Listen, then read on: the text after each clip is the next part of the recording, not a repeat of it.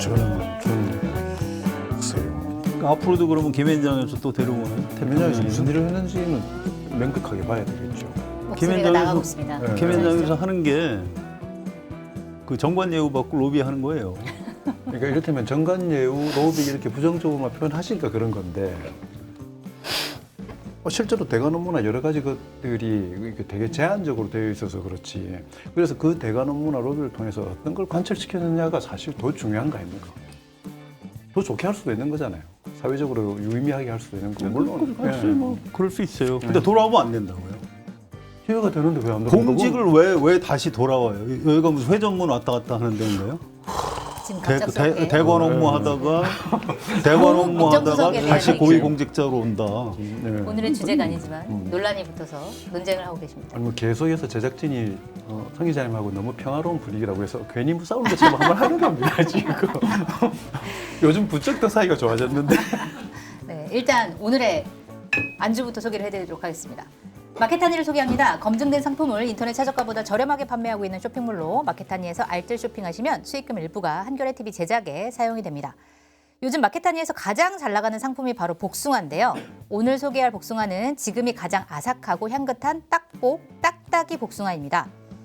복숭아 좋아하시는 분들 중에서는 딱복파가 있고 물복파가 있는데 과즙이 흐르는 물렁한 복숭아보다는 사과처럼 단단한 복숭아를 좋아하시는 분들께 강력 추천합니다. 산지에서 선별한 복숭아를 과일 전문가들이 2차 선별해서 맛은 물론 가격도 저렴하게 판매하고 있습니다. 1kg에 15,900원, 2kg에 25,900원 무료 배송입니다. 자, 그리고 마케타니에서는 다양한 상품을 압도적인 최저가로 판매 중인데요. A2 이어폰은 놀라운 기능과 압도적인 가성비로 유명해진 브랜드로 A2 제품 중에서도 가장 많이 팔리는 하이엔드급이 바로 오늘 소개해드릴 에어5 프로입니다. 러닝에 푹 빠져있는 저 그리고 김준일 평론가도 지금 사용 중인 제품인데요. 음악 감상, 유튜브 등 듣고 싶은 소리는 놀라운 음질로 제공이 되면서도 주변 자동차, 오토바이 등 위험한 상황일 때 꼭 들어야 할 소리도 자연스럽게 전달합니다. 야외 러닝, 산책, 등산하시는 분들께 정말 필요한 상품입니다. 놀라운 건 가격입니다. 지금 검색창에서 A2 에어5 프로를 검색해서 마케타니와 비교해 보시기 바랍니다. 공급사의 요청으로 방송 중에 가격을 언급할 수는 없지만 중고 판매가보다 저렴한 가격에 신상품을 구매하실 수 있습니다.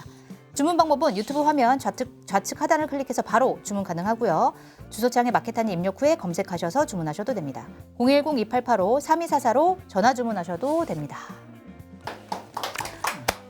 오늘 저는 딱복파거든요. 네. 맛있습니다, 복숭아. 근데 여기 나와 있는 가격 아닌가요? 그러네요. 네. 가격이 나와 있네요. 말하지 말라고. 누구한테 비밀이지? 코를 찔렸네 갑자기. 이건 허도 아니고 아니 이건 급하게 멘트 받았네 급하게. 저도 사실 저는 원래 물복 네. 하였는데 이거 먹고 나니까 바뀌겠네요. 진짜 되게 맛있어요. 달고 맛있네요. 제가 딱 좋아하는 스타일의 복숭아인데 맛도 있습니다. 물복 이야기하는데 네. 정 기자님 그냥 물을 그러네요. 물복도 아니고. 네. 이 소주로 봐주시면 안 될까요? 소주 물을 가장한 소주를 드시고 계신 우리 서관용 선임 기자와 저는 이제 하이트진로 언제나 공덕포차에서 함께하는 하이트진로 맥주와 함께 마시고 있고 네. 비겁하게 지금 무알콜 맥주를 드시고 계십니다. 한동안 멀코를 먹겠습니다.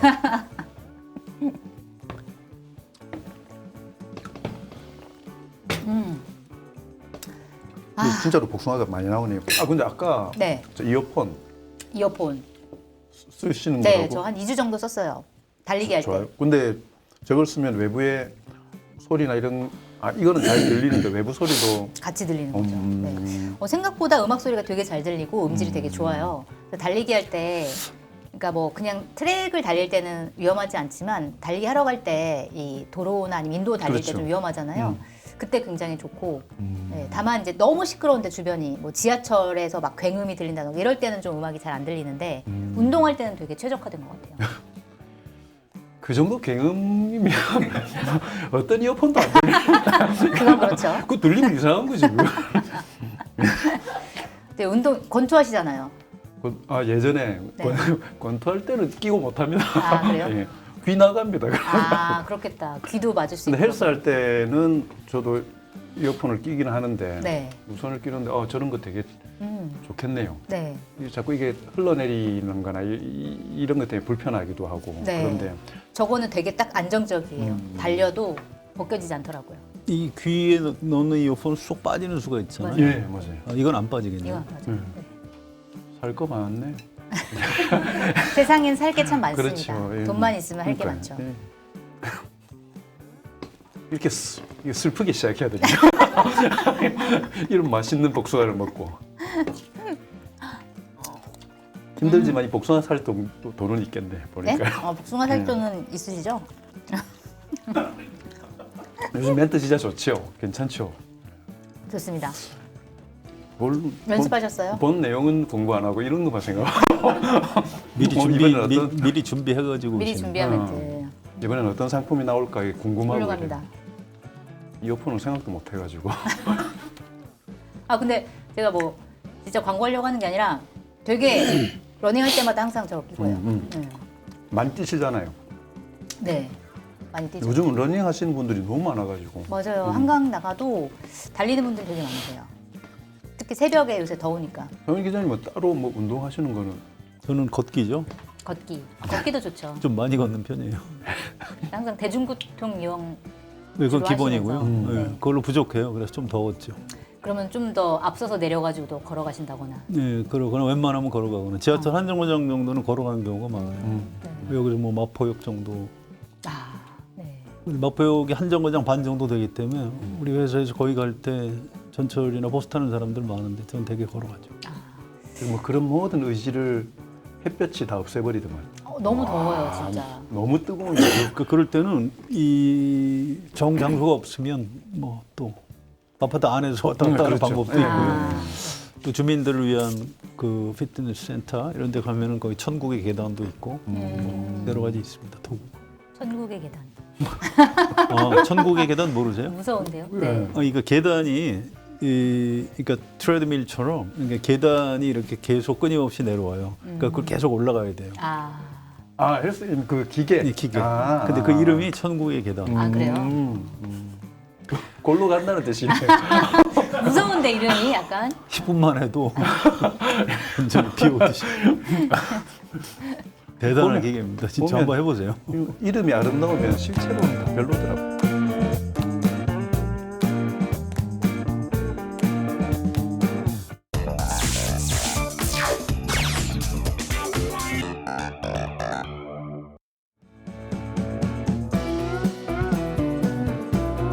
네, 송채경호의 공덕포차 시작하겠습니다. 안녕하세요. 저는 한결의 송채경호 기자고요. 오늘 수요일 공덕포차를 책임지고 계신 두 분 소개해드리겠습니다. 성환이 한결의 정치부 선임 기자 나오셨습니다. 네, 안녕하십니까. 그리고 우리의 장고님, 장영철 KSY 부소장님 나와주셨습니다. 안녕하십니까. 오늘 또 특별히 KSY 자료를 준비해 오셨다고. 잘 보이는 데 놔야 되는데. 이따가 예, 어떤 자료인지 예. 기대를 해보도록 하겠습니다. 오늘은 인사청문회 얘기부터 해봐야 될 것 같아요. 오늘 월요일부터였죠. 월요일부터 인사청문회가 쭉 열리면서 이번 주가 이제 인사청문회 슈퍼 위크다 이런 얘기들을 하고 있는데 일단 오늘 열린 인사청문회 얘기부터 해보도록 하겠습니다. 오늘은 이진숙 교육부 장관 후보자, 정성호 법무부 장관 후보자, 김영훈 노동부 장관 후보자 이렇게 3명의 인사청문회가 열렸는데 사실 이번 인사청문회 국면에서 가장 논란이 큰 인물이 바로 이진숙 교육부 장관 후보자예요. 일단 논문 표절 의혹, 연구 윤리 위반 의혹, 그다음에 자녀 불법 조기 유학 논란, 이 여러 가지 논란 속에서 사퇴해야 되는 거 아니냐 이런 이제 목소리가 가장 세게 나오는 후보자인데 일단 오늘 청문회에서 논문 관련해서 어떻게 해명을 했는지 먼저 좀 살펴보도록 하겠습니다. 일단 그 이전에 이제 범학계 국민검증단에서 이진숙 후보자의 논문을 검증을 했어요. 150개 논문을 검증을 했더니 그중에 16개가 연구 윤리에 문제가 있다. 그래서 이분은 사퇴를 해야 된다. 이렇게 주장을 한 상황에서 오늘 이진숙 후보자는 사실은 그 검증단에서 검증한 방식이 카피킬러라는 프로그램을 돌려가지고 표절률을 조사를 한 건데 이거는 정확하지가 않다. 그래서 학계에서도 이거를 인정하고 있는 이제 분위기가 아니기 때문에 이건 부정확하고 실제로 본인이 충남대 총장 되기 전에 전문가들과 검증을 했을 때는 표절률이 10% 이하로 나왔다. 이렇게 설명을 했고요. 그 다음에 논문 가로채기 의혹. 제자가 쓴 학위 논문을 학술지에 발표를 하면서 본인을 제1저자로 올린 것은 논문을 가로채기 한 거 아니냐라는 의혹에 대해서는 원래 이공계 논문을 쓸 때는 교수가 프로젝트로 가져온 프로그램 안에서 제자가 그 안에 있는 실험 하나를 해가지고 그걸로 학위 논문을 쓰고 교수랑 같이 연구를 공동으로 하는 게 일반적이고 특히 충남대에서는 교수랑 공동으로 연구를 하지 않으면 학위를 받을 수가 없다. 그리고 학술지에 발표를 할 때는 이 기여도를 따지는데 당연히 이제 본인이 프로젝트를 주도했기 때문에 기여도가 높아서 본인의 이름으로 올린 것이고 이것이 학위 취소라든지 학위와는 전혀 관계가 없다 이렇게 설명을 했습니다. 일단 이 논문 관련된 의혹에 대해서는 오늘 인사청문회에서 제대로 설명이 됐다 이렇게 보십니까? 어떻게 보세요? 글쎄요, 지금도 진행 중이라 네. 지금 현재 이 시간 그래서 잘 모르겠네요. 그게 오전 분위기로는 뭐 국민의힘이 생각보다 그렇게 공격적이지 않다. 네. 왜 그럴까? 국민의힘 의원들 보기에도 이미 낙마한 거 아니야? 이렇게 해서 구태여 이렇게 뭐 각을 세게 세울 가지 않는다. 네. 필요가 없다. 이제 오전 분위기 그랬어요. 근데 오후 지금 상황은 또 좀 어떤지 모르겠네요. 아무튼 이 연구윤리 문제 제기를 한 그분들이 그 윤석열 전 대통령 부인 김건희 네. 여사 논문 그걸 검증했던 분들이죠. 네. 그래서 이걸 뭐 사실이 아니다, 뭐 카피킬러는 부정확하다 그렇게 해서 설명이 잘 될지 모르겠어요. 그럼 네. 진짜 다시 한번 제3의 기관에 의뢰해서 네. 따져볼 생각이 있으신 건지. 뭐 그렇게 해도 아마 표절률 나올 것 같고요. 네. 왜 김건희 여사 때 이른바 영어 단어로 왜 유지. 유지. 네. 처럼 이분도 뭐 정을 WJD 네. 이 한글 그거를 정을 이렇게 그 자판을 영어로 하면 영어 버전으로 누르면 이제 이렇게 되죠. 그래서 이게 작은 실수지만 이게 이를테면 우리 기자들도 보면 그런 오탈자 하나가 잘못 되면 그 전체 기사의 신뢰도가 뚝 떨어지거든요. 그렇죠. 네. 다른 것도 아니고 논문인데 또 다른 장관도 아니고 부총리 겸 교육부 장관인데 네. 이게 처음에 우광수 민정수석이 낙마한 이유가 차라리 그분이 우리가 그때도 그런 얘기했죠. 차라리 법무부 장관이었으면 뭐 그냥 갈 수도 있겠다 싶은데 민정수석은 곤란하다.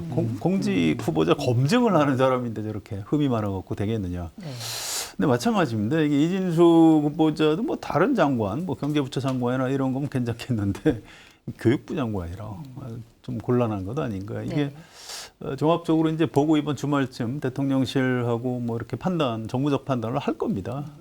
그렇긴 한데 여전히 현재로서는 좀 통과하기가 좀 어려운 것 아니냐. 어려워 보인다. 예, 그렇게 네. 보입니다.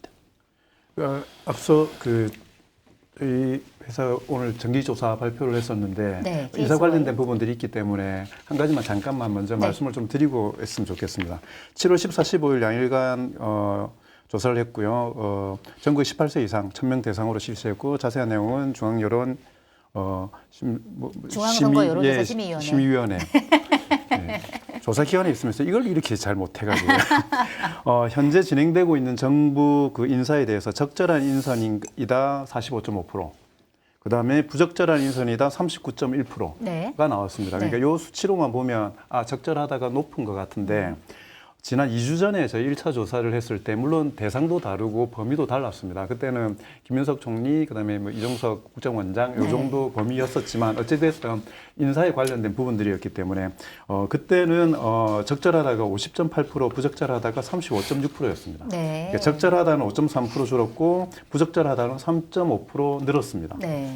더불어민주당 지지층에서도 지난번에는 적절하다가 85.8에서 이번에 76.7%, 줄었네요. 중도층에서 58.2에서 48.0으로 내려왔습니다. 물론 이건 대상이 많아지니까 논란 자체도 그때에 비해서 훨씬 많아지는 거고 또 인사청문회라는 정확한 이제 집중되는 기간에 국민의힘이나 야당 반대하는 쪽에서 이슈에 대한 치열한 공격들을 하기 때문에 좀 상황 자체가 비교할 수 없고 떨어지는 게 어찌 보면은 뭐 구체적인 사례가 아니어도 당연할 거라고 생각은 하지만 네. 일단은 특히나 정부에 대해서 우호적인 지층들 사이에서도 지금 인사 문제에 대해서 약간의 변동 사항들이 좀 있다라는 건 기본 전제로 좀 봐야 될 것 같습니다. 그만큼 이게 뭐 이렇게 공격이 효과적이었다기보다 빌미의 제공점들은 분명히 있었다는 생각이 들고요. 이준수 후보 전 이야기할 때 저는 제일 좀 짜증나는 게 뭐냐면 예. 인사청문회나 이런 걸 하면은 예측 못했던 게 나올 수가 있어요. 네. 그러니까 누가 갑자기 그 시기에 맞춰서 갑자기 폭탄 증언 같은 걸 해버리거나 예.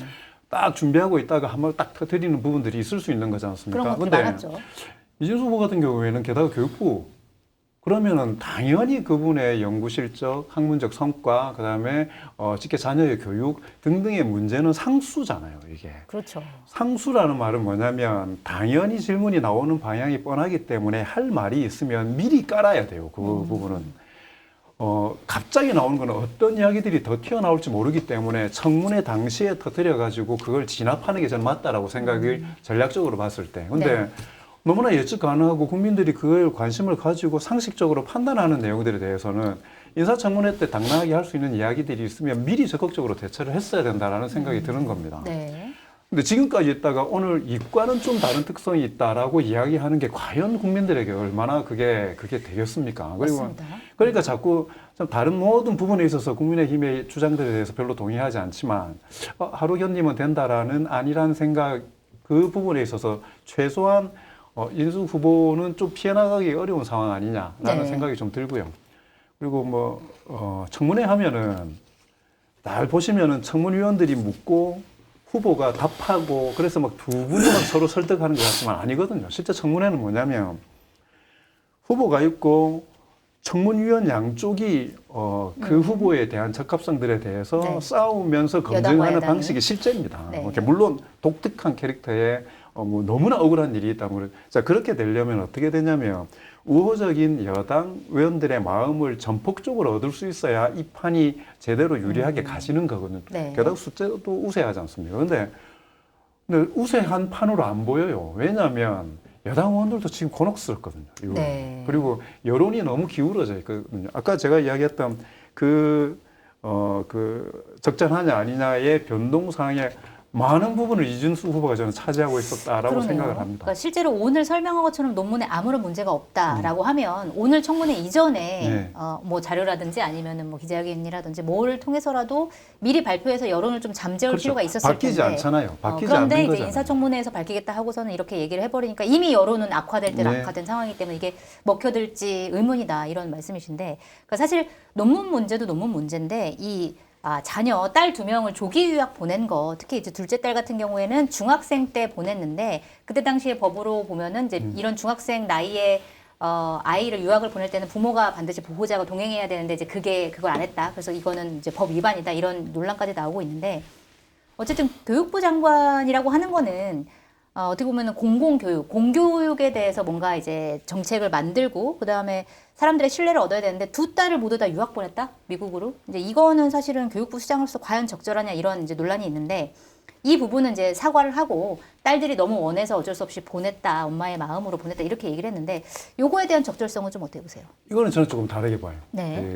이게 2000년대 초 일이지 않습니까? 그러니까 그 사람들은 사실 쉽게 이야기하잖아요. 장관 하려면은 살아온 거 다 자기가 잘 단속하면서 지내봤었어야지 이야기하지만 네. 그건 지나고 돌아볼 때 이야기인 거고. 자, 2000년대 초에 처음에는 저는 약간 좀 기본적으로 후보에 대해서 좀 메시지의 내용보다 메신저에 대해서 좀 저도 부정적인 생각을 갖고 있으니까 제일 처음 드는 생각은 그거였어요. 애가 가고 싶다고 핑계를 대다니. 뭐 이런 게 들었고. 네. 그 다음에 처음에 애초에 이야기했던 것처럼 애 둘을 보내놓고 어떻게 공교육 이 부분에 대해서 하냐.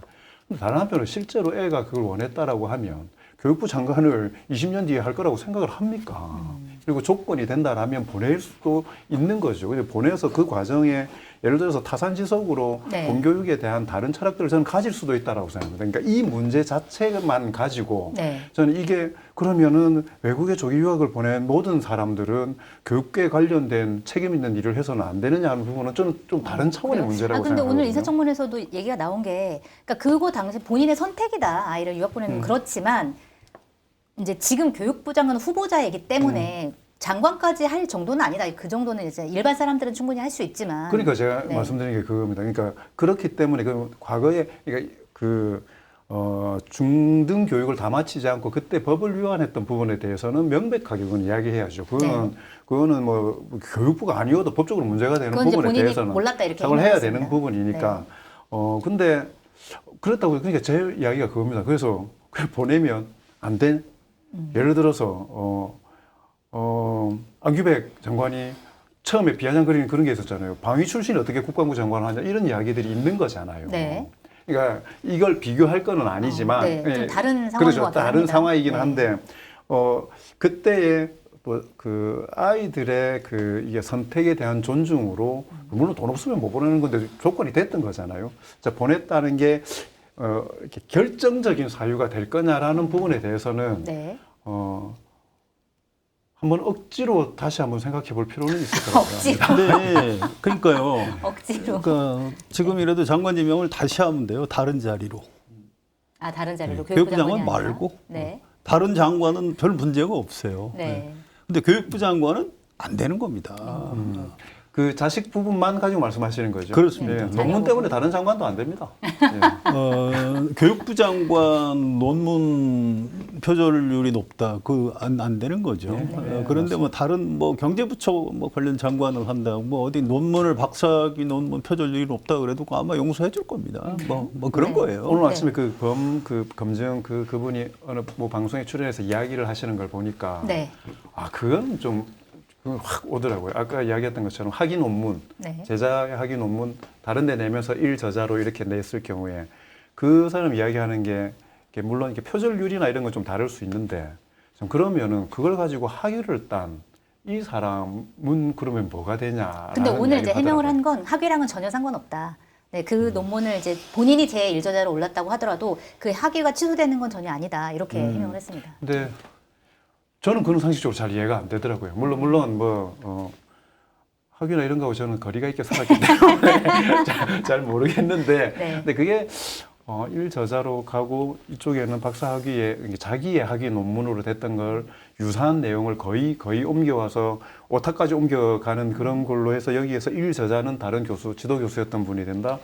이게 모르겠습니다. 뭐 학계에서는 그게 인정받을지 모르겠지만, 뭐 국민 상식적으로 그게 제 상식적으로는 좀 이게 옮겨간 것, 그리고 본인 중심으로만 생각한 것, 뭐 그런 느낌이 저는 들더라고요. 일단 오늘 나온 이제 학교 규칙이나 이제 그 연구 윤리 규정을 이진수 후보자 얘기했을 때는 충분히 가능한 일이다. 네, 이렇게 이제 해명을 하긴 했습니다. 그러니까 다시 말씀드릴게요. 네. 그러니까 장관 제의를 받으셨을 때 제가 가만히 생각해 보니까 옛날에 우리 자식 유학 보내는 문제도 있고 제가 논문을 철저하게 안 따져봤기 때문에 교육부 장관은 자신이 없다. 그러니까 뭐 국토교통부 장관이나 뭐 다른 장관을 시켜주시면 제가 하겠다. 이렇게 네. 하는 게 맞았던 거 아닌가요?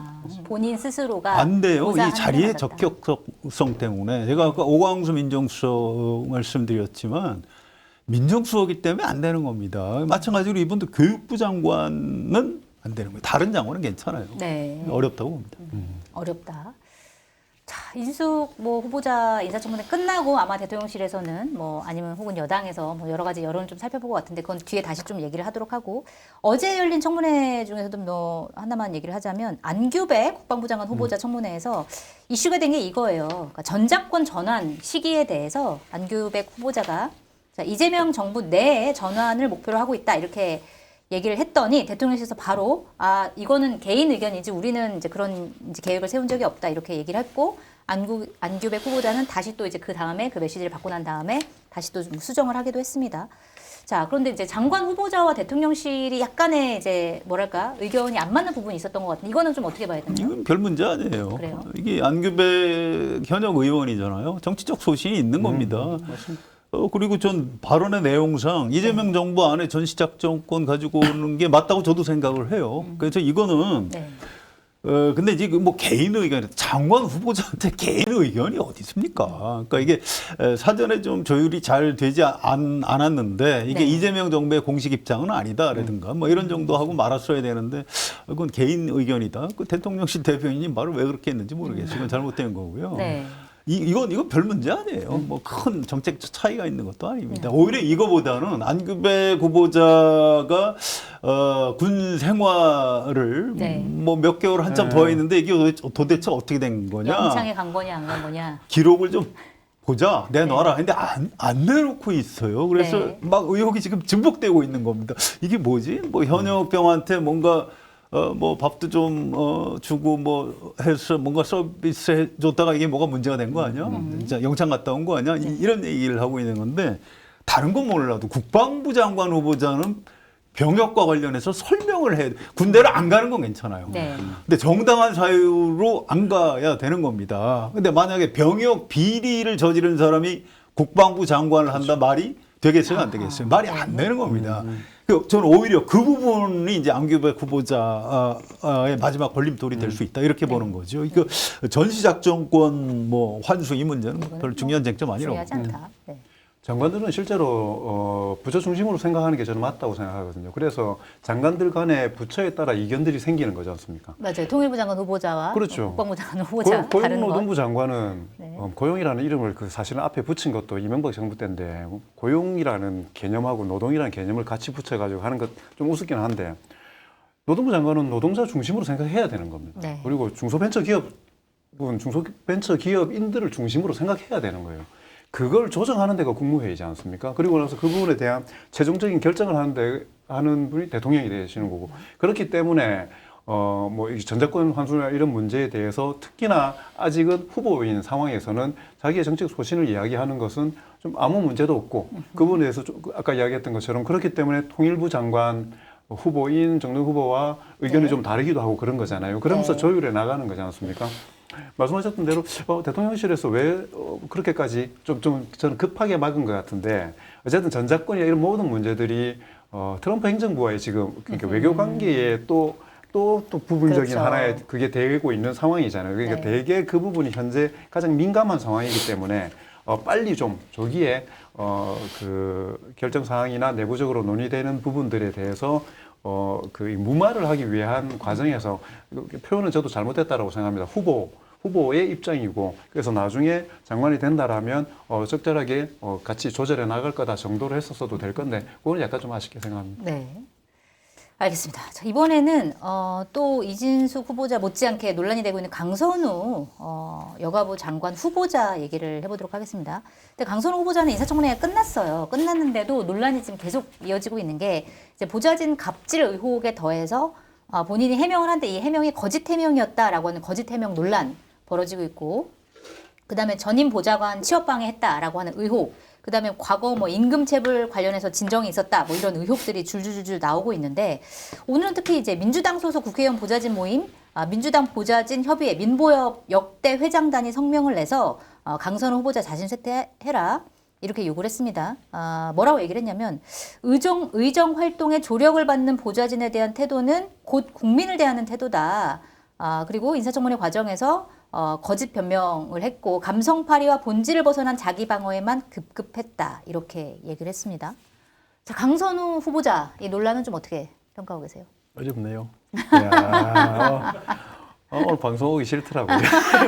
때문에 사안 자체가 웃을 일이 아니지만 참 입장이 곤란하시군요. 어렵고 무거운 일이더라고요. 솔직히 말씀하시면 됩니다. 네, 솔직히 말씀하시면 돼요. 그래서 솔직하게 말씀드리면 뭐냐면 강선우 후보 관련해가지고 강선우 후보의 입장을 옹호했던 비서관, 그다음에 그 비서관의 어머니, 네. 개인적으로 제가 너무 잘 아는 사람입니다. 네. 그 사람들이 후보를 옹호하기 위해서 거짓을 적거나 거짓을 말하지는 않았습니다. 그러니까 부분적으로 그 부분에 있어서의 긍정성도 있는 거고, 네. 뭐 제 개인적으로 말하자면 그런 부분에 대한 인간적인 동화되는 측면이 있고, 또 한편으로는 예를 들어서 교수 혹은 뭐 전문가 이런 분들이 장관을 하려고 하다가 이런 문제 때문에 만약에 낙마를 하게 된다. 네. 대단히 부끄러운 일이고 그리고 타격을 입죠. 네. 그럼에도 불구하고 살아온 인생이 그냥 이게 좀 지속되는 거지 않습니까? 왜냐하면 교수직으로 현업으로 다시 이렇게 돌아가면 가든지. 된다. 근데 강선우 후보 같은 경우에는 여론을 사실은 그 근거로 해 나가는 정치인이지 않습니까? 네. 현역 국회의원인 거잖아요. 낙마나 사퇴 됐을 경우에 굉장히 타격이 참 크겠다. 국회의원을 계속하면 되는 거 아닌가요? 국회의원을 계속 하는데 네. 국회의원은 당선되면서부터 다음 국회의원 생각하는 거지 않습니까? 네, 다음 당선이 어려워진다. 지속성, 그러니까 정치적으로 어쨌든 되게 네. 큰 타격을 입는 그 누구보다 참 어려운 그러면서 저도 보좌관을 해봤었기 때문에 네. 이- 어떠세요? 보좌관을 해본 입장에서 이번 갑질 논란 사태에 대해서 어떻게 생각하는지 궁금하네요. 잘못됐죠. 정직하게. 잘못됐죠. 잘못했다. 예. 의원이 근데, 잘못했다. 이래서 그러니까 이게 제가 참 오늘 어려웠다는 게 뭐냐면 현실적으로 존재하고 그걸 묵인하는 많은 기풍들이 있습니다. 그러니까 네. 그게 말씀드렸던 것처럼 그게 잘했다라는 게 아니고 그걸 관례적으로 그냥 이렇게 이 이슈화 되지 않고 그냥 지나가는, 그리고 그 부분이 잘못되었음에도 불구하고 그냥 자발적으로 동의해서 하는 사람들도 사실은 있는 거고요. 네. 근데 잘못됐죠. 그러니까 기본적인 전제입니다. 근데 이 부분이 명백하게 드러났는데 청문회 때 그 부분을 또 다른 방면으로 이 사실대로 말하지 않고 거짓 해명이 더 네, 큰 문제를 그렇죠. 일으켰습니다. 그렇게 돼버렸으니까 잘 안 되네요. 곤란해. 이 부분도 네. 그 자리 무슨 장관이냐가 중요한 겁니다. 네. 이것도 자리의 적합성이에요. 이게 여성가족부 장관이 아니라면 네. 그나마 조금 뭐 국회의원들이 딱 그렇지 뭐 보좌진들을 뭐 좀 함부로 하는 거 아니야 이렇게 넘어가 줄 수 있는데 네. 여성가족부 장관은 우리 공동체의 어떤 소수 약자들을 돌봐야 되는 굉장히 중요한 장관이에요. 네. 그런 사람이 갑질을 해? 이게 정서적으로 충돌을 일으키는 겁니다. 정서적으로도 능력상으로도 그 역할을 제대로 할 수 있을지에는 의문이 생기는 거죠. 그런 정도의 갑질을 하는 사람이 과연 여성가족부 장관을 잘할 수 있을까? 네. 뭐 혹시 국방부 장관은 좀 잘할 수 있을지도 모르겠습니다만 여성가족부 장관은 안 되는 거예요. 네. 그러니까 이게 두 분을 바꾸면 어떨까 싶은 생각도 드는데 아무튼 네. 그런 게 있고요. 또 이게 이런 게 있어요. 요새 이제 민주당 의원들 중에 자기 그 보좌진들한테 나는 그렇게 너네들한테 갑질 안 했지 뭐 이렇게 물어본다고 그래요. 그리고 사실은 평소에 갑질을 했는데 네. 뭐 정직하게 얘기할 수도 없고 뭐 그런 자리가 있고 또 이제 기자들하고 같이 이렇게 뭐 앉아서 뭐 간담회나 식사하면서도 그 앞에다 앉혀놓고 자기 보좌진한테 우리 방은 뭐 그렇게 갑질 별 문제 없지 이렇게 그럼 보좌관이 거기서 누가 있습니다 이렇게 얘기할 사람이 못하죠. 없을 것 같은데요. 그러니까 참 이제 참 장관 안 하면 되죠. 뭐. 굉장히 못된 의원이죠. 네. 그래서 이제 있을 수 없고 그런데 이제 이런 게 있어요. 이제 강선우 의원 참 훌륭하신 분이에요. 여러 가지로. 자녀분 중에 좀 느린 분도 있고 여러 가지 고통도 겪은 분인데 이분이 사실은 이 정치 쪽에서 쭉 성장해온 분이 아닙니다. 네. 그래서 이게 좀 잘 모르시는 게 있는 거예요. 사실은 민주당의 의원들하고 보좌진들은 사실은 좀 동지적 관계입니다. 아, 보좌관과 의원 간의 관계에서 그렇습니다. 국민의힘과 다르게. 국민의힘하고는 달라요. 국민의힘에서는 의원들하고 식사하는데 보좌진이 배석하지 않습니다. 약간 수직적인 관계죠. 거기는 머슴 취급을 해요. 그 전에 김무성 의원이 공항 나갔다 들어오면서 혹시 노룩 패스라고 아세요? 네. 저 농구에서 네. 이쪽을 쳐다보면서 공을 이제 던지는 거는 가방을 노룩 패스라고 하는데 네. 자기 보좌진을 공항에서 쳐다보지도 않으면서 가방을 밀은 거예요. 그러니까 가방이 쭉 가고 이제 그게 영상으로 그 사람이 찍혔습니다. 문제이기도 합니다. 그쪽 당의 문화가 좀 그런 게 있어요. 네. 그 보좌진들을 그냥 자기 좀 약간 못된 표현으로 머슴처럼 취급을 해요. 그런데 민주당은 그렇지 않습니다. 이게 그 전에 이제 민주화운동하던 분들 또 실제로 동지였던 분들이 보좌진을 하는 경우가 많아요. 그래서 민주당 의원들하고 식사 약속을 하면 보좌진들이 같이 나오는 경우가 참 많습니다. 확실히 차이가 있는데 이 강선호 의원님은 그 전에 하시던 일이 정치 쪽이 아니에요. 그래서 이런 데 좀 익숙하지 못하셨구나. 좀 심하게 말씀드리면 그런 아주 험한 심부름을 시킬 수도 있는데 그건 이걸 상대방이 이걸 갑질이라고 받아들이지 않는 정도의 신뢰관계와 유대감이 있는 경우에는 가능한 겁니다. 네. 우리가 집에서 이제 아버지가 자식한테 야, 저 화장실에 물 새, 너 좀 어떻게 해봐. 난 좀 허리가 아파서 못해. 이렇게 할 수 있거든요. 그 네. 부부 자식이니까 가능한 겁니다. 그런데 강선우 후보자하고 보좌진은 그런 관계가 아니었던 거죠. 그래서 좀 문제가 생기는 거고요. 이것도 보니까 저 보좌진 협의회 전 회장단 이렇게 성명까지 내고 이런 걸 보니까 안타깝지만 이진숙 후보자하고 마찬가지로 네. 좀 쉽지는 않을 것 같아 이렇게 보입니다. 지금 보니까 뭐 여러 가지 뭐 여성 단체에서도 안 된다 이렇게 얘기를 했고 오늘 보니까 또 참여연대에서도 사퇴해야 된다 이렇게 촉구를 하고 있는데 만약에 결단을 하게 된다면 언제 결단할까? 본인 스스로 자진 사퇴를 할까? 아니면 대통령이 결단을 해서 할까? 뭐 물론 대통령이 결단을 하더라도 뭐 형식은 자진 사퇴 형식으로 갈 가능성이 크지만 이재명 대통령이 결단을 할까요? 한다면 언제 할까요? 본인들이 해야죠. 이걸 왜 대통령한테 미룹니까? 이건 잘못했다고 봐요. 네. 본인이 이건 내가 대통령하고 현 정부에 내가 너무 부담을 주는 것 같다. 제가 물러나겠습니다. 이렇게 해서 요청을 하는 게 맞다고 보고요. 네. 그렇게 뭐라고 그럴까? 이게 정권 전체로 보면 그렇게 큰 충격도 아니에요. 두 명 낙마하는 것이 이게요. 네. 좀 약간 특이한 얘기인데 얘기를 좀 해드릴게요. 이게 지금 청문회를 하루에 몇 개씩 하는지 아세요? 4개, 5개, 3개 네, 이렇게 합니다. 맞아요. 네. 이런 일정이 어디 있어요? 이게 국민의힘이 지금 안에 그 당권 싸움만으로 정신이 없고요. 정기국회 열리기 전에 해외 여행도 좀 갔다 와야 되고. 그래서 그냥 민주당에서는 이제 한꺼번에 막 일정을 잡았는데 국민의힘에서 그냥 다 받아주더래요. 그래서 민주당의 협상을 한 쪽 사람들 얘기는 국민의힘이 별로 학업에 뜻이 없구나. 이렇게 하루에 4개, 5개씩 하면은 우르르 뛰는 겁니다. 낙마 숫자가 줄어들 수밖에 없어요. 그렇죠. 만약에 이 청문회 하루에 1개씩 했다고 쳐보세요. 한 열 며칠 동안. 엄청나게 많은 숫자가 낙마할 맞아요. 가능성이 있는 겁니다. 후보자 하나에 엄청난 이제 시선이 몰리겠죠. 그렇죠. 네. 그래서 좀 역설적으로 좀 다행이라고 생각을 하시고요. 이번 주 넘기지 않고 빨리 정리를 했으면 좋겠어요. 네. 이게 이런 경우에 그 낙마라고 하는데 승마하는 분들 전문가들 얘기는 안 떨어지려고 억지로 매달려 있다가 크게 다친다고 그래요. 그러니까 깔끔하게 떨어지는 게 낫다고 합니다.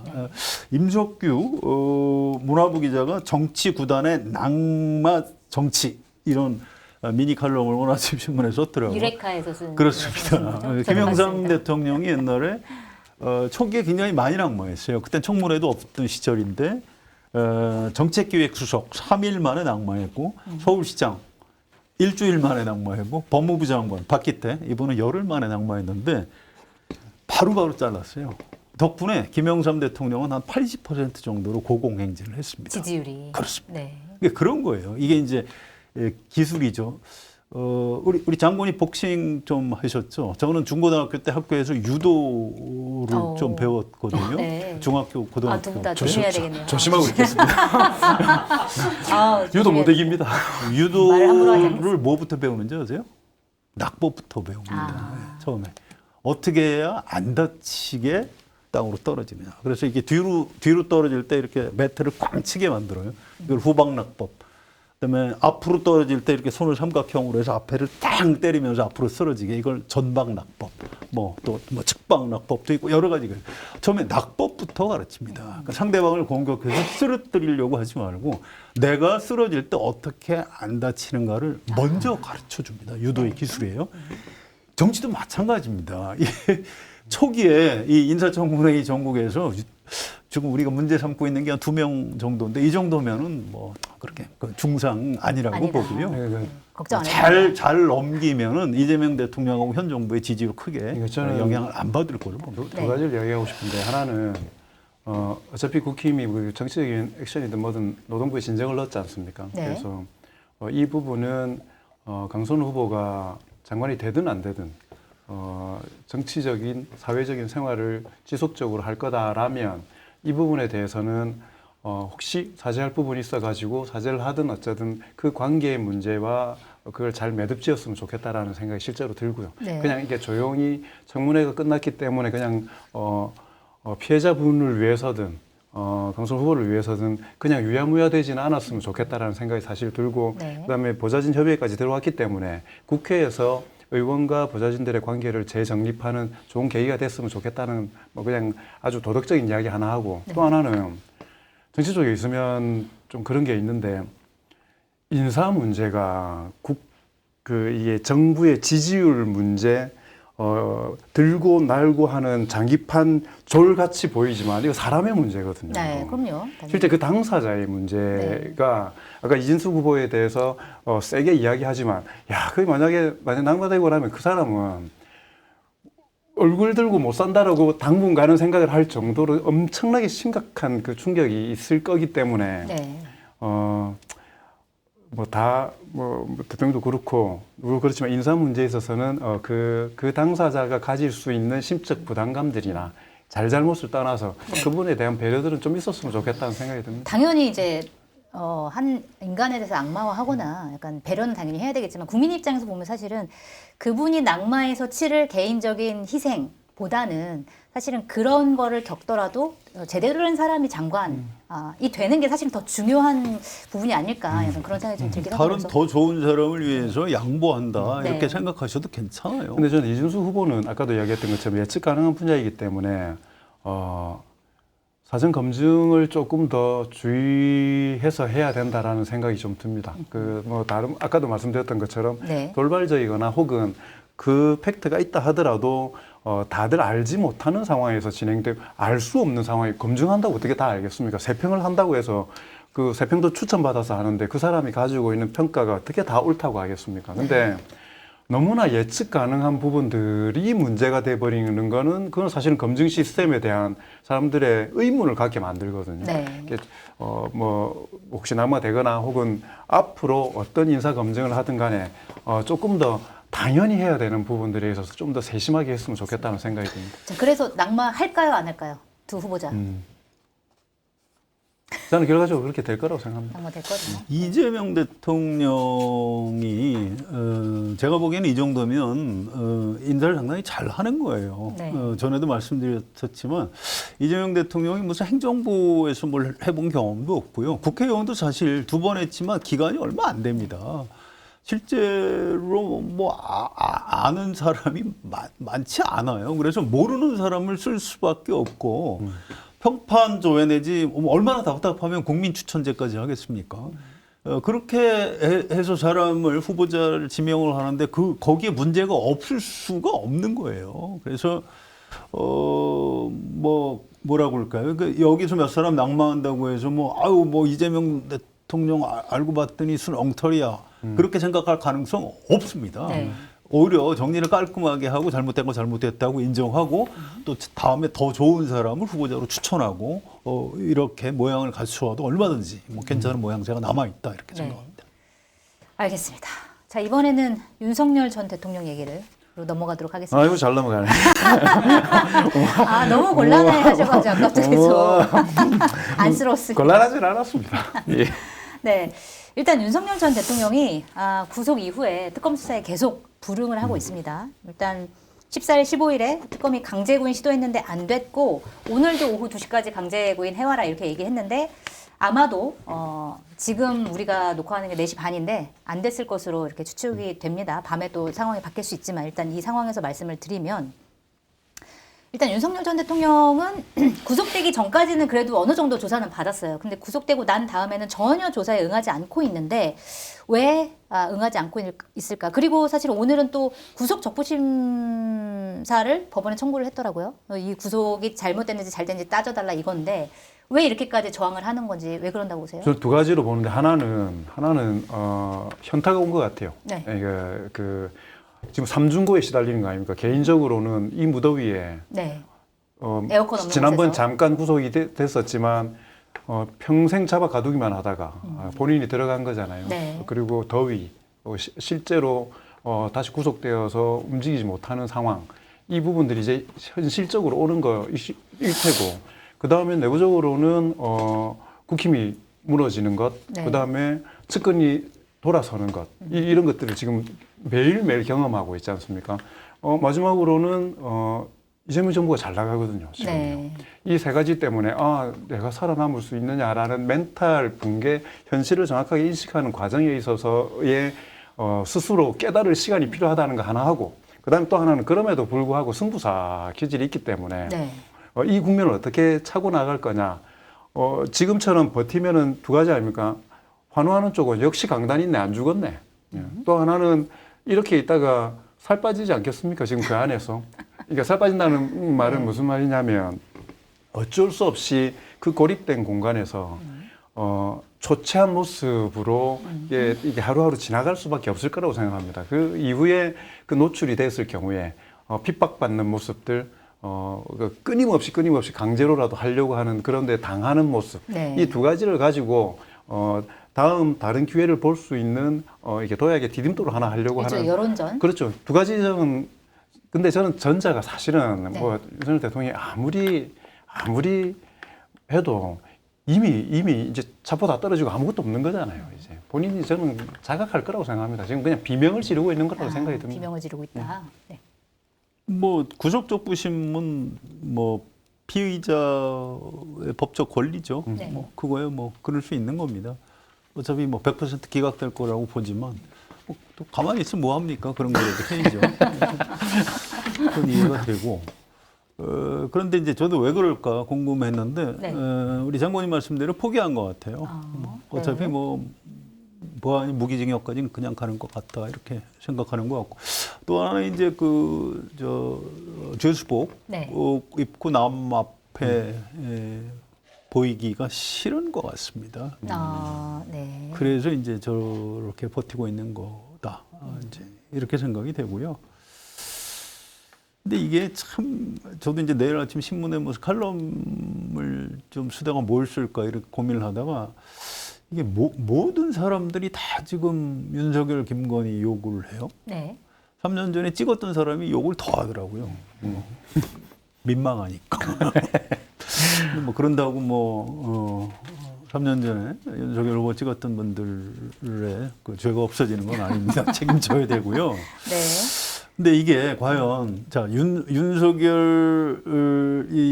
자연인 한 사람이 이 모든 상황을 다 책임져야 되는지에 대해서 저는 좀 의문이 있어요. 이를테면 이미 그 정치인으로서 좀 문제가 있다. 평생 검사하는 사람이 어떻게 대통령을 하느냐. 또 김건희 여사가 여러 가지 문제가 있다. 학력도 문제가 있고 뭐 논문도 뭐 유지 뭐 네. 이런 것도 쓰고 그 순 엉터리다. 이거 대선 전에 다 우리가 알고 있었잖아요.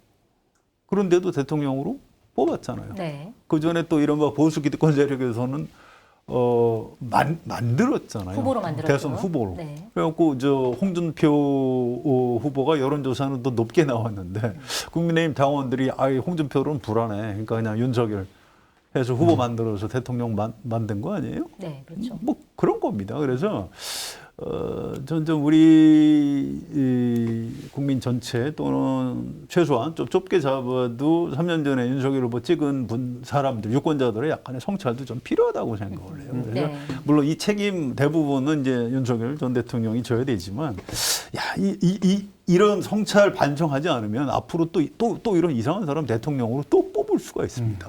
그래서 좀 우리 자성을 했으면 좋겠다. 네. 이제 이런 내용을 그분들의 성찰도 필요하고요. 네. 계엄 났을 때 이재명 당시 그 당대표가 글 적은 것 중에 빚진 자의 마음으로 이 계엄 뚫어내겠다 이야기했었는데 거기서 이 괴물 정부가 만들어진 가장 큰 책임이 본인에게 있다. 그러니까 제가 무슨 말씀을 드리려고 하냐면 민주당 잘하지 못하면 언제든지 넘어갈 수 있다라는 거에 대해 가지고 그래서 이 괴물 정권이 만들어져서 얼마나 나라의 것들이 많이 무너졌습니까?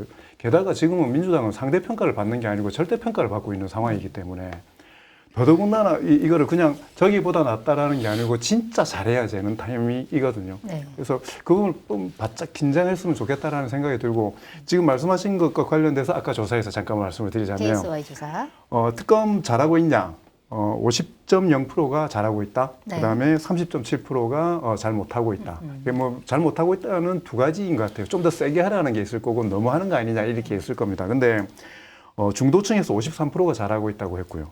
보수층에서 34.2%가 잘한다고 하고 있습니다. 그러니까 네. 그 말이 아까 말씀하셨던 것처럼 찍은 사람들 중에 내가 저것들 때문에 부끄러워서 이런 사람들이 지금 있다라는 거죠. 그러니까 사실 당 지지율보다 대통령 지지율이 더 높은 이유가 사실 그런 거지 않습니까?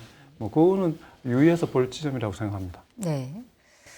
자, 그리고 지금 윤석열 전 대통령이 이제 조사에는 안 나오면서 이 부정선거 음모론을 주장하는 인물이죠. 모스탄 미국 리버티대 교수를 접견하려고 오늘 했는데 특검에서 접견 금지 조치를 해가지고 이제 만나지 못했습니다.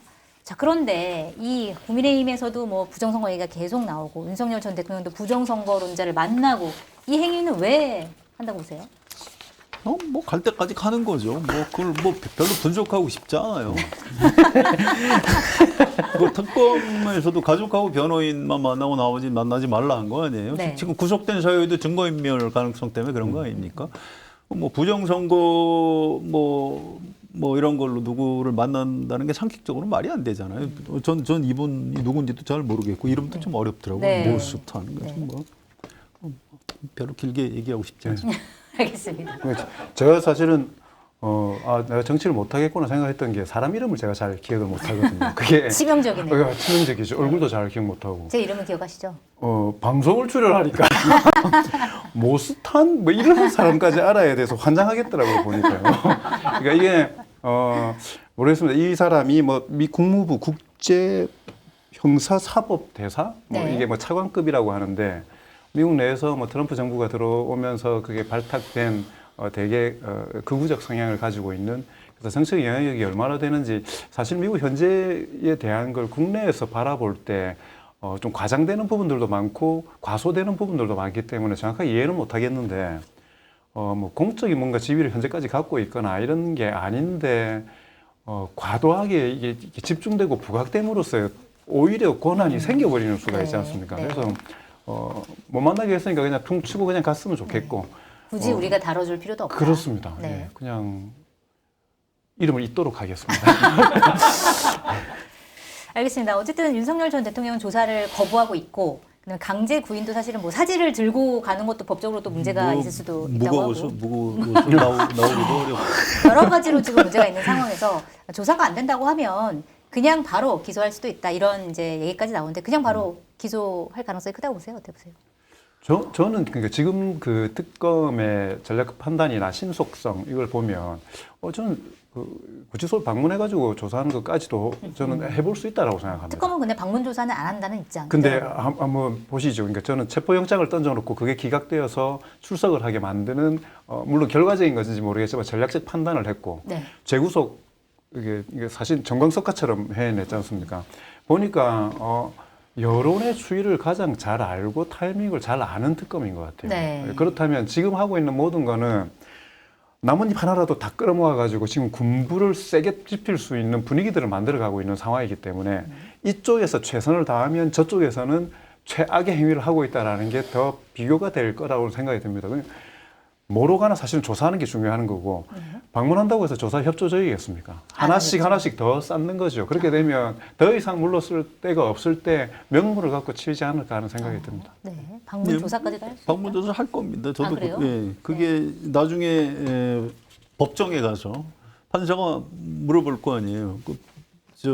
피고인은 왜 그 소환 조사에 응하지 않았습니까? 그럼 저 몸도 아프고 알겠고. 그럼 이제 특검은 왜 조사하러 가지도 않았어요? 이제 이렇게 되면 곤란하거든요. 네. 최소한 이제 거기서 설명을 해야 되는 겁니다. 우리가 마지막에 하다 안 돼서 갔는데도 진술을 거부하더라. 그래서 못 받았습니다. 그러면 이제 이 판사도 심정 형성을 할 때 이 피고인이 중대한 문제가 있구나 이렇게 되는 거죠. 네. 그래서 이거는 이게 수싸움인데 지금 이제 장관님이나 저하고 한 얘기가 이미 법조인들이 다 하는 얘기입니다. 그래서 제가 그걸 알고 있단 말입니까? 법을 모르는데. 아니요, 진짜 법조인들이 이런 얘기를 네. 많이 하고 있습니다. 그래서 이거는 윤석열 전 대통령이 뭐 어떤 식으로 하든 여기서 빠져나가기는 어렵다고 합니다. 어쨌든 방문 조사는 갈 거라는 전망을 두 분 다 하셨고 그럼에도 불구하고 윤석열 전 대통령 조사를 안 받을 가능성이 큰데 그것은 법정에서는 분명히 불리하게 작용이 될 것이다 이런 말씀이었습니다. 자, 이번에는 최혜병 특검 얘기를 해봐야 될 것 같은데 지금 여기도 굉장히 빠르게 수사가 진행되고 있는데 일단 건진법사 전성배 씨의 법당 압수수색을 했고 기존 압수수색에서 압수수색을 하지 않았던 뭐 지하라든지 이렇게 비밀 공간까지 압수수색을 했다고 하고 그다음 핸드폰을 확보해가지고 여러 가지를 좀 확인하고 있다고 하는데 보도를 보니까 이 전성배 씨가 중간에서 공천을 연결해주는 그런 역할을 한 것 같아요.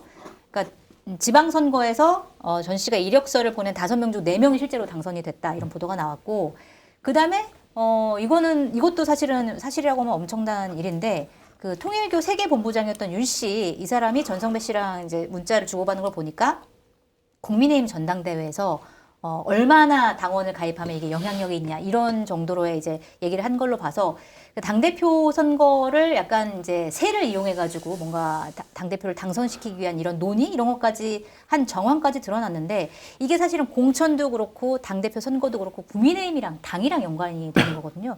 이거는 국민의힘과 어느 정도로 연관이 있을까요? 예, 근데 지금 특검이 많다 보니까 우리가 좀 약간 헷갈리는데 네. 지금 이거는 김건희 특검에서 하는 거죠. 근데 아까 최상병 특검은 네.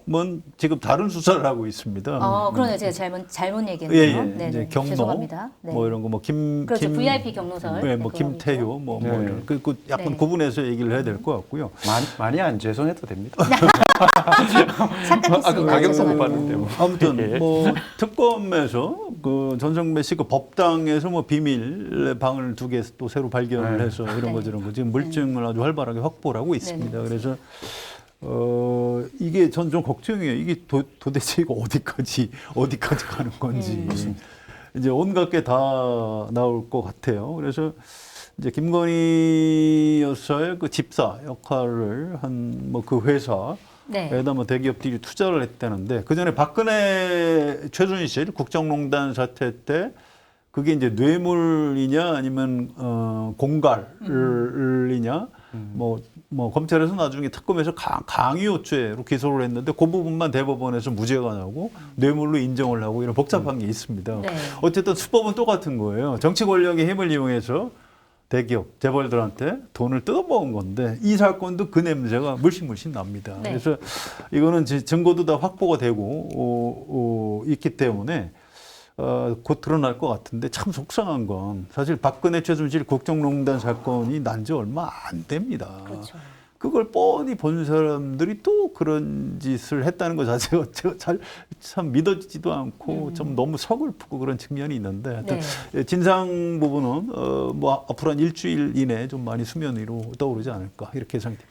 만약에 아까 말씀하신 그 김건희 집사의 회사로 알려진 IMS 모빌리티 여기에 이제 대기업들이 돈을 보냈는데 이게 뭐 보도를 보니까 이 대기업들이 돈을 보낸 대기업들이 다들 뭔가 문제가 있었다. 예를 들어서 뭐 카카오 모빌리티는 과징금 문제가 있었고 키움증권은 회장의 주가 조작 의혹에 따른 수사가 문제가 되고 있었고 HS 효성은 뭐 차명회사 적발돼가지고 어려움에 처해 있어서 그러니까 사실은 이 기업들이 자기네 어려움을 김건희 씨를 이용해가지고 뭔가 풀어보려고 하는 그런 의도들이 여기에 만약에 들어가 있다면 이 대기업들도 사실은 문제가 될 가능성이 되게 큰 거 아닌가요? 물론이죠. 그러니까 네. 어느 쪽에서 보느냐에 따라서 대기업 쪽에서 보면 이제 뇌물을 바치는 게 되지만 네. 약점을 붙잡고 뭐 그쪽 회사 이런 문제가 있지 않아요? 이런 식으로 이제 슬쩍 말을 흘렸다. 그럼 이건 공갈에 의한 갈취, 뭐 강요 이런 게 되는 거죠. 네. 그래서 아주 철저하게 수사해서 처벌해야 된다고 봅니다. 네.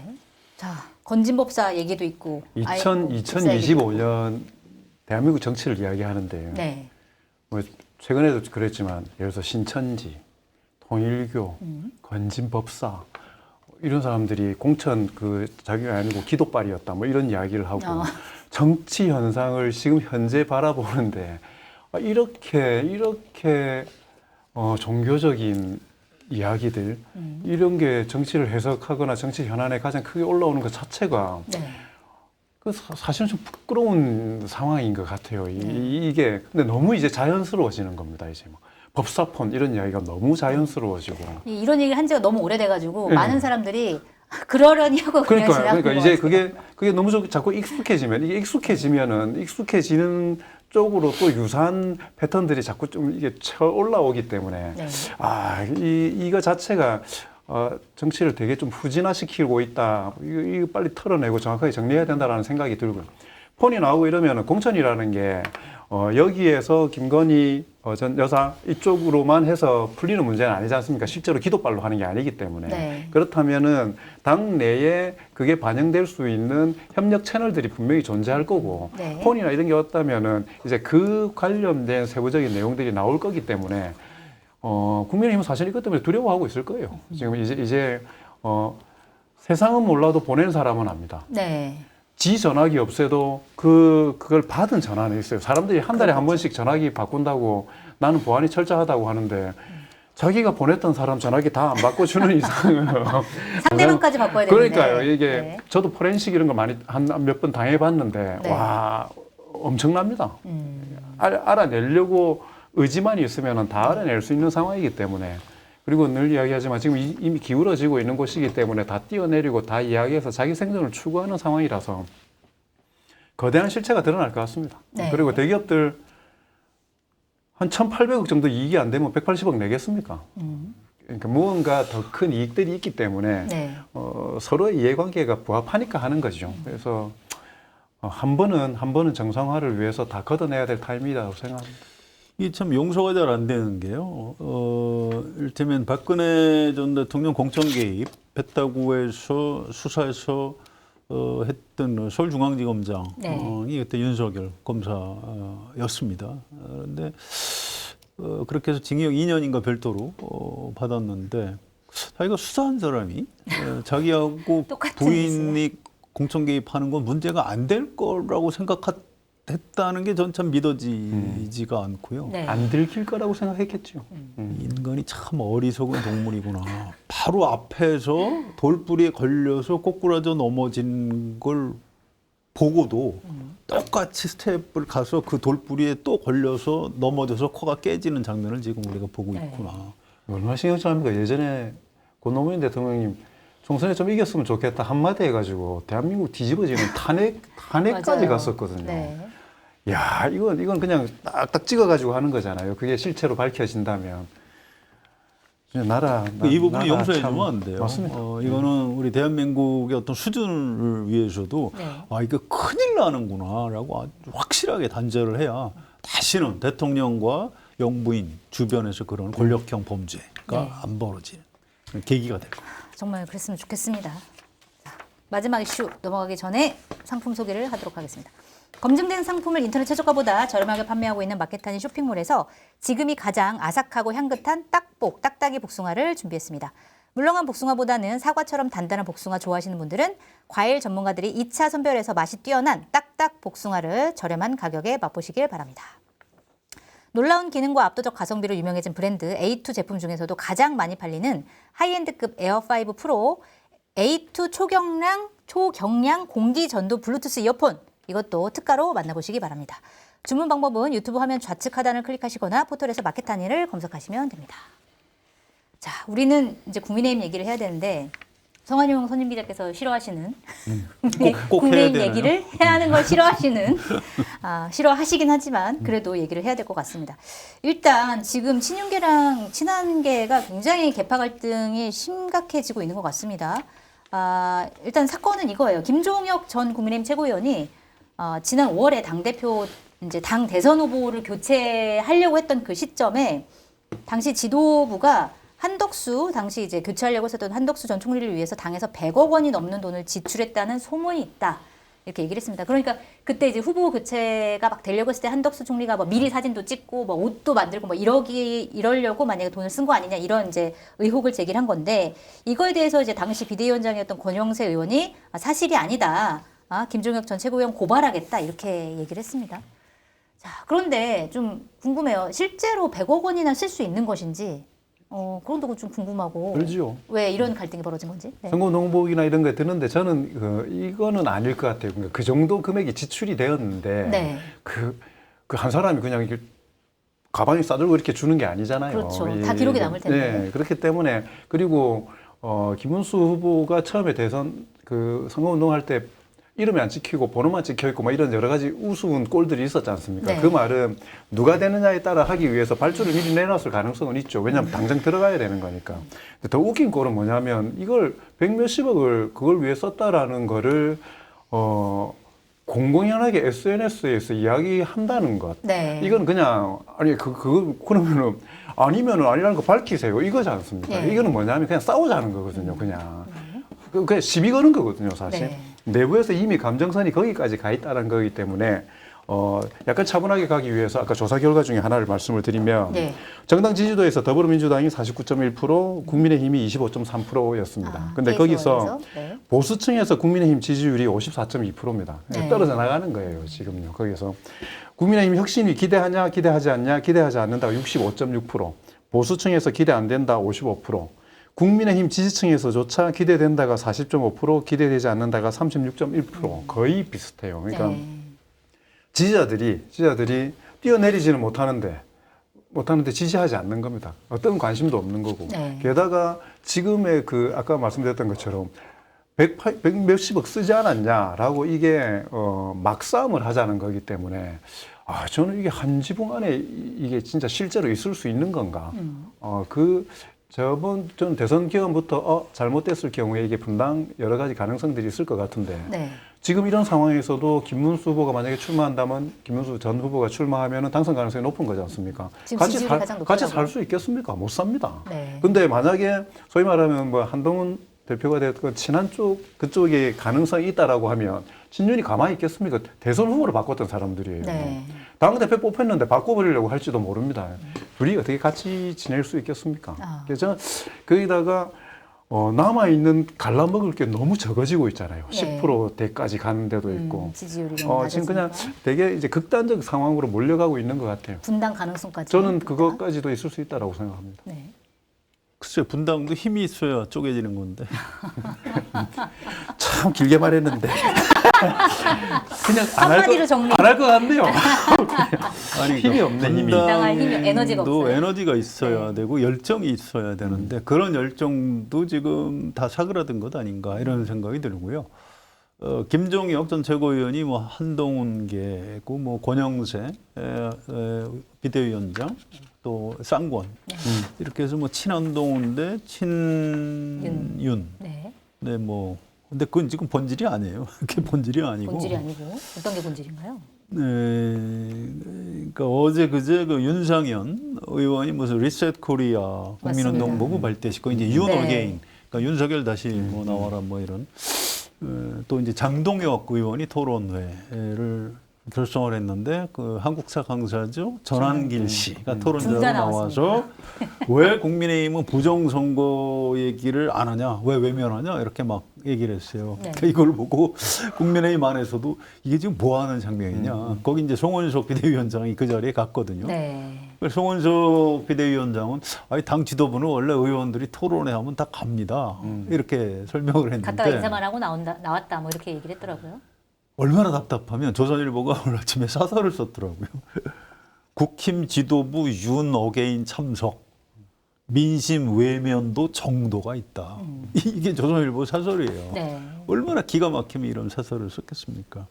여기다 이제 오늘 오후에 또 윤희숙, 안철수 전 의원, 아니 안철수 의원이 혁신위원장 하다가 그만뒀잖아요. 네. 그다음에 또 시킨 사람이 윤희숙 전 의원. 이분은 뭐 친한동훈계도 아니에요. 네, 이분은 뭐 쌍권에 대해서 별로 인적 통산 얘기도 안 했는데 윤희숙 새로 된 혁신위원장이 뭐 혁신 좀 해야 되는 것 아니야 했는데 이른바 친윤들이 거절을 했어요. 네. 안 된다. 뭐 사과해야 된다고 했더니 뭐 사과 뭐 하면 되냐. 사과만 하면 탄핵 되냐. 뭐 이런 거에 대해서 네. 사과를 왜 하냐 이렇게 나오니까 윤희숙 전 의원도 화가 났어요. 네. 나경원, 윤상현, 장동혁, 송원석 네. 이렇게 네 사람 이름을 찍어서 스스로 거취를 밝혀라. 이렇게 세네요. 얘기했습니다. 네. 그래서 지금 대표 출마하겠네. 아니 거취를 밝히라는 게 근데 무슨 의미일까요? 기자들이 계속 물어보는 거죠. 네. 이제 윤희숙 혁신위원장한테 거취를 밝히라는 게 무슨 얘기입니까? 지금 의원직 사퇴를 요구하는 겁니까? 아니면 네. 불출마를 요구하는 겁니까? 아니면 뭐 뭡니까? 당직 사퇴냐? 당직 사퇴를 요구하는 네. 거냐? 아직 이 시간까지 자세히 얘기 안 하고 네. 스스로 거취를 밝히라고 제가 요구한 겁니다. 그러니까 싸움이 점점 커지고 있어요. 네. 그래서 이게 좀 이 원래 윤희숙 혁신위원장이 혁신 의지가 그렇게 강하지 않았는데 네. 친윤 쪽에서 그나마도 이제 못하게 하면서 이제 싸움이 커지는 이런 양상입니다. 아마 다음 주에는 조금 더 진전된 얘기를 할 수 있지 않을까 이렇게 예상이 됩니다. 알겠습니다. 어쨌든 뭐 혁신이가 활동을 하고 있긴 하지만 뭐 전당대회 국면으로 가냐 마냐 뭐 이런 얘기가 지금 나오고 있는데 혁신을 뭐 우리 가요 중에 사랑은 아무나 하나 뭐 네. 그런 노래 있죠. 혁신을 아무나 하나. 그래서 이런 생각이 날 정도로 참 쉽지가 않다. 네. 이런 생각이 듭니다. 조금 더 뭔가 최신곡이 생각이 났었어야 되는데. 알겠습니다. 지금 국민의힘은 그러니까 아까 뭐 여론조사에도 나왔지만 보수를 지지하는 이제 유권자들 입장에서 보기에도 굉장히 좀 안쓰러운 그런 상황인 네, 것 같습니다. 이게 언제까지 갈지 좀 우리가 언제까지 이걸 얘기를 해야 될지 좀 답답한 상황이긴 한데 좀 어떻게든 변화가 있었으면 좋겠다 이런 생각을 하면서 오늘 공덕포차 마무리를 하도록 하겠습니다. 저희 공덕포차 매주 화수목 밤 9시에 방송하는 거 아시죠? 저희는 내일 밤 9시에 다시 찾아뵙도록 하겠습니다. 감사합니다.